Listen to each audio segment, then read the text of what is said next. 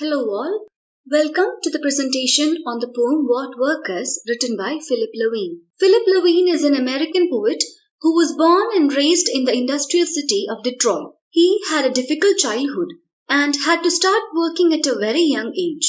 He began working at automobile factories at the age of 14. His poetry is mostly autobiographical.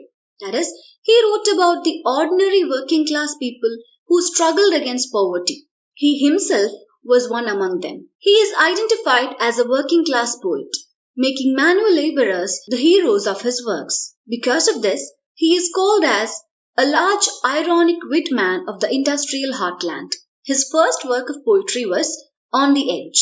He won the Pulitzer Prize for his work, The Simple Truth. He won the National Book Awards for Poetry twice, for What Workers and Ashes, Poems New and Old. I will first give a Malayalam summary and then give the English explanation of the poem. അദ്ദേഹം ജനിച്ചതും വളർന്നതും അമേരിക്കയിലെ Detroit എന്ന് പറഞ്ഞ ഒരു വ്യാവസായിക നഗരത്തിലായിരുന്നു.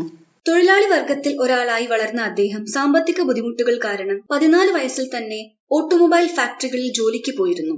ഇങ്ങനെയുള്ള ജീവിതാനുഭവങ്ങൾ നമുക്ക് വാട്ട് വർക്കേഴ്സ് എന്ന കവിതയിൽ കാണാൻ സാധിക്കും. അദ്ദേഹത്തിന്റെ കവിതകളെല്ലാം തന്നെ സാധാരണക്കാരായ തൊഴിലാളി വർഗത്തെ മഹത്തരമായി ചിത്രീകരിക്കുന്നതാണ്. വാട്ട് വർക്കേഴ്സ് എന്ന കവിതയിൽ സ്പീക്കർ അതുപോലെ ഒരു തൊഴിലാളിയാണ്.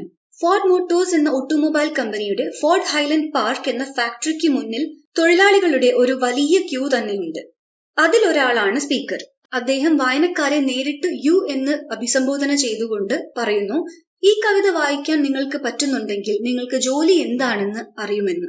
എന്നിട്ട് അദ്ദേഹം അവരുടെ ജോലിയെക്കുറിച്ച് പറഞ്ഞു തുടങ്ങുന്നു. ഓരോ ദിവസവും ജോലി കിട്ടുമോ എന്നറിയാൻ അവർക്ക് ഇതുപോലെ വലിയ ക്യൂവിൽ മണിക്കൂറുകളോളം നിൽക്കേണ്ടി വരാറുണ്ട്. അവർ നിൽക്കുമ്പോൾ മഴ പെയ്തു തുടങ്ങി. അത് സാരമാക്കാതെ വളരെ ക്ഷമയോടെ കാത്തുനിൽപ്പ് തുടരുകയാണ്. ഇവിടെ മഴ എന്ന് പറയുന്നത് ജോലിയിൽ അവർ നേരിടേണ്ടി വരുന്ന ബുദ്ധിമുട്ടുകളുടെ ഒരു പ്രതീകമാണ്. മഴയെ മൂടൽമഞ്ഞിനോടാണ് ഉപമിച്ചിരിക്കുന്നത്. മഴ കാരണം സ്പീക്കർക്ക് തന്റെ കാഴ്ച മങ്ങുന്നു. തനിക്ക് മുൻപിൽ നിൽക്കുന്ന ഒരാളെ അദ്ദേഹത്തിന് സ്വന്തം സഹോദരനായി തോന്നുന്നു. സൂക്ഷിച്ചു നോക്കിയപ്പോൾ മനസ്സിലായി അത് മറ്റൊരാളാണെന്ന്. പക്ഷേ മുൻപിൽ നിൽക്കുന്ന ആൾക്കും തന്റെ സഹോദരനും ചില സാദൃശ്യങ്ങൾ ഉണ്ടെന്ന് സ്പീക്കർ പറയുന്നു.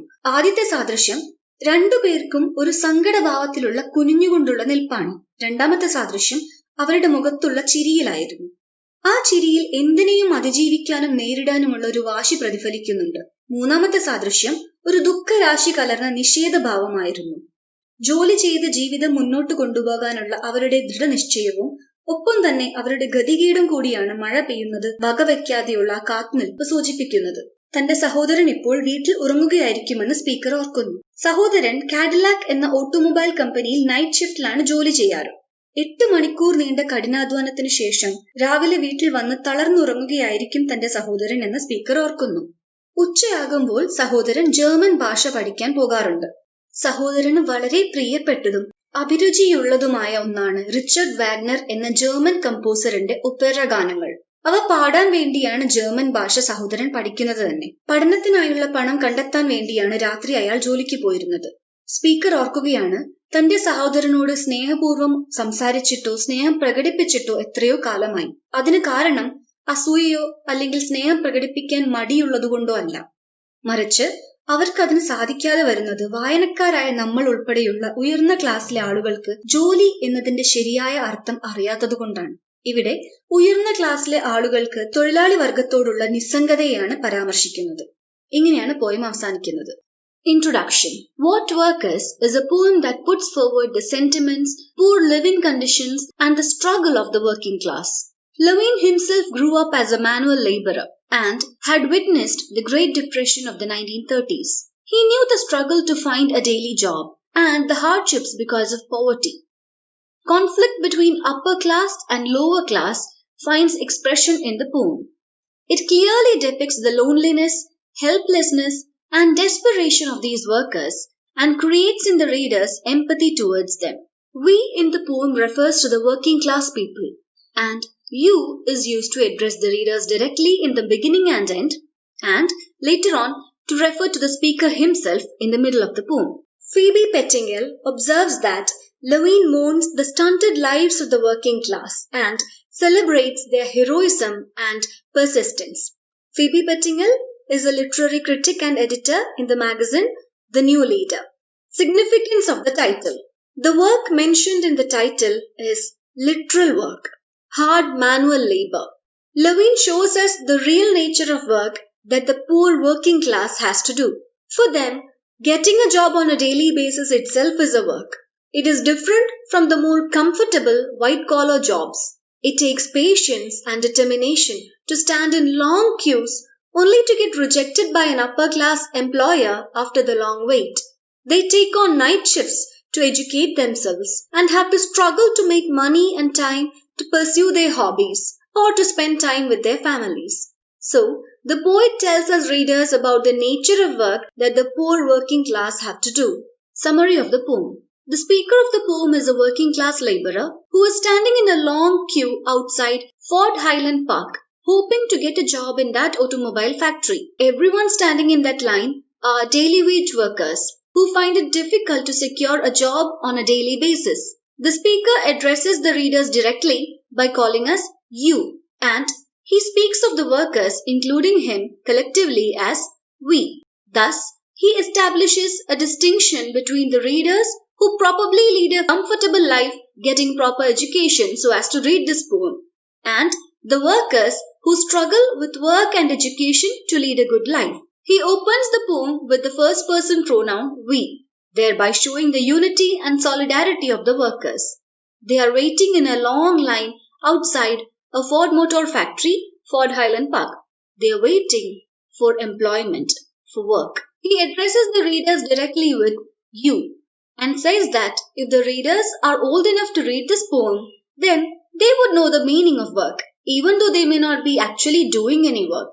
Now, he immediately shifts his focus from the readers and proceeds to talk about the nature of waiting that these laborers have to do. The long line and waiting in it for long hours is symbolic of the hard nature of their work and the difficulty to find work. They wait, standing patiently, shifting their weight from one foot to another. This action shows that they have been standing for a very long time. As they wait, it rains, and they still continue to wait despite the rain. The rain falls on their hair like mist. This is an example for a simile. The rain is a symbol for the hardships they have to face in order to get a daily job and earn their means of livelihood. It falls in their eyes and blurs their vision, so that they become unable to distinguish people from each other. The speaker, with his blurred vision because of the rain, thinks that it is his own brother standing in the line 10 places ahead of him. He rubs his glasses with his fingers to get more clarity of vision and then realizes that he was mistaken. The man standing 10 places ahead of him was somebody else's brother. This man was narrow-shouldered when compared to his own brother, but they had some things in common. That man and the speaker's brother both had 1. A sad slouch, 2. A grin or a smile that showed stubbornness, and 3.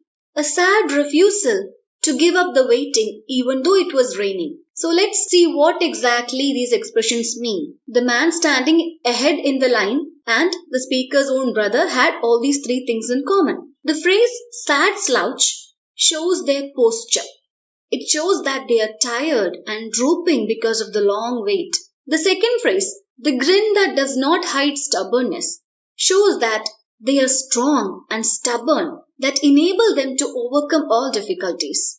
The third phrase, sad refusal to give in to rain, hours of wasted waiting, and the knowledge that a man is waiting who will say no, shows their determination to get a job regardless of the hardships.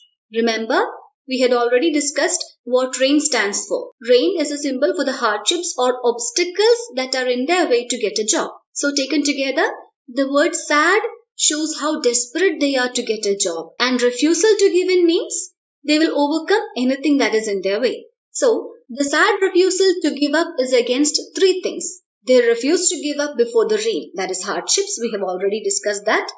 Secondly, they refuse to give up to the wasted waiting because even after the wait, there is no guarantee that they will get the job.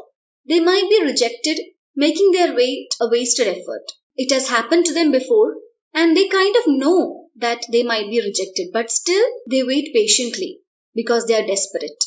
Thirdly, they refuse to give up even though they know that a man, here a man represents the upper class employer, who is waiting at the gate to reject them, saying, "No, we're not hiring today." That man won't even give a proper reason. His decisions are final. This shows how inconsiderate and hard-hearted upper-class employers can be. The fact that that man can give any reason he wants shows his power. This is a clear reference to the conflict between upper class and lower class. The upper class is powerful and the lower class is powerless. The man at the gate represents the upper class and all the men standing in the queue represents the lower class. The speaker's focus now shifts to his brother who is actually at home sleeping. Here in the line, "You love your brother," the word "you" refers to the speaker himself. Remember, in the beginning, the word "you" was used to refer to the readers. The speaker remembers his brother with love. The brother is not there with him in the line. He is actually at home sleeping after a very tiresome night shift at his work. His brother worked night shifts at Cadillac. Cadillac is another automobile company, so that he can make money to afford his education. The brother works hard in night shifts for 8 long hours. He gets some sleep during the day, and at noon he wakes up to study German. He works so hard in order to earn enough money to support his education, so that he can pursue his passion, Wagner's opera. Now, Richard Wagner was a German composer. So, in order to follow his passion, the brother worked very hard to earn money so he can learn German and then sing those German operas. The speaker himself hates opera and calls it the worst music ever invented. The word "you" in the opera you hate most is the speaker himself. The speaker realizes that he never gets an opportunity to show his love and affection for his brother. It has been long since he told his brother he loved him by holding his wide shoulders and looking at his eyes, or even kissed him lovingly. Things like this would seem simple and obvious to most of us. But for the working class people like the speaker, it is not so simple. This is because they hardly see or spend time with their family because they have to work hard for long hours for very less money so that they can support their family. The work takes up most of their time. Further, the speaker and his brother probably don't even see each other regularly because the speaker works during the day and the brother works at night. Here, the speaker makes us realize that we often take things like family and love for granted. The working class do not get to enjoy these as much as we do. The speaker continues to say that he does not kiss or show love to his brother, not because he is too young or jealous or even incapable of crying in front of another man. Here, the word "you" refers to the speaker himself. The speaker concludes by saying that he is unable to show love for his brother or his family because we, the readers, as well as the upper class people and employers, do not know the meaning of work. The word "you" in the last line, because you don't know what work is, refers to the readers and the upper class people in general who are unsympathetic and inconsiderate towards these workers. The last line makes us feel the speaker's pain and helplessness. The poet thus successfully generates empathy in our minds. Let us quickly go over the change or shift in meaning with the word "you" used in the poem. "You" in the third line refers to the readers. The line is "you know what work is." Later on, the word "you" refers to the speaker himself because he is thinking about himself. That is, starting from the line, "you love your brother." And finally, in the very last line, the word "you" again refers to the reader and the upper class people in general. The line is, "just because you don't know what work is." In the beginning, the speaker addresses the readers directly and says, "You know what work is," since the readers are old enough to read. But in the end of the poem, in the last line, he concludes that the readers do not know the true meaning of work. This is because the nature of work the readers do is entirely different from the work that the working class men do. Manual laborers work so hard to make both ends meet. Their work is so hectic that they don't even have time to spend with their loved ones. Moreover, the readers probably only know the definition of work because they may not actually do any work themselves. It is stated by the poet or the speaker himself in the fifth line, although you may not do it. This is why we can say that this poem is about work and not about working class consciousness. Structurally, he begins by stating the readers know work and ends the poem by concluding that they do not. In the middle portion, he explains the true nature of their work. indefinite, hectic, and tiresome. Thematically, too, the poem talks about work and not working class consciousness. The title itself is What Work Is. The poet tells us the real nature of hard work, that is, the difficulty to find daily work, the stubbornness and determination it takes to wait even though it may be wasted and they may be rejected in the end. Third, the hardships they face to pursue their passions. And fourth, the hectic nature of work that makes them unable to spend time with loved ones. Now let us discuss the poetic devices used in the poem. First one, simile. Simile is a comparison between two things using the word like or as. In line 8, rainfall is compared to mist. That is, rain is falling like mist. Second poetic device is rhetorical questions. Rhetorical questions are sentences in the form of questions that do not require an answer. In line 33, how long has it been since you told him you loved him? Is an example for rhetorical question. Third one is alliteration. Alliteration is the repetition of consonant sounds. It is used in line 15 in the phrase same sad slouch. The sound s is repeated. The fourth one is free verse. The poem does not have any rhyme or meter. It is indefinite and does not have any pattern as such, just like the nature of work for the working class. So we can say that the form of the poem free verse complements the theme of the poem. The fifth poetic device is symbolism. The rain in the poem symbolizes hardships and difficulties the workers have to face and overcome in order to get a job. Thank you.